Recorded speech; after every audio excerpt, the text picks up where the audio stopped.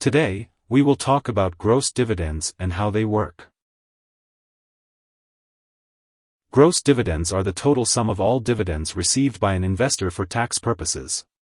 This includes ordinary dividends, capital gains distributions, and non-taxable distributions before taxes, fees, and expenses are subtracted.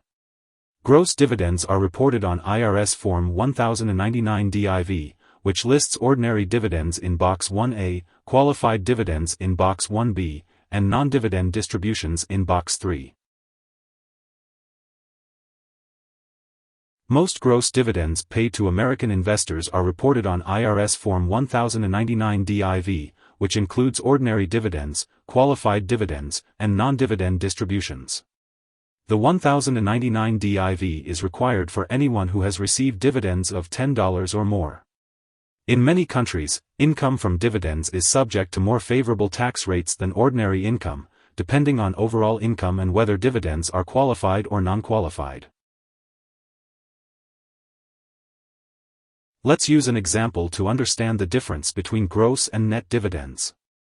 If a company pays a dividend of $1.20 per share and a shareholder owns 1,000 shares, they would receive $1,200 in gross dividends annually. However, after taxes, fees, and expenses, the net dividend would be adjusted. If the dividend is considered ordinary and taxed at 35%, the net dividend would be $756. If it is qualified and taxed at 15%, the net dividend would be $996. Here are 3 key takeaways.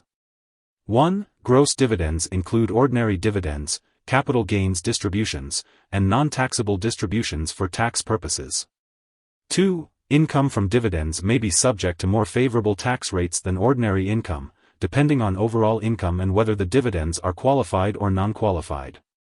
3. IRS Form 1099 DIV is used to report taxable exposure to dividend and investment income, including ordinary dividends, qualified dividends, and non-dividend distributions.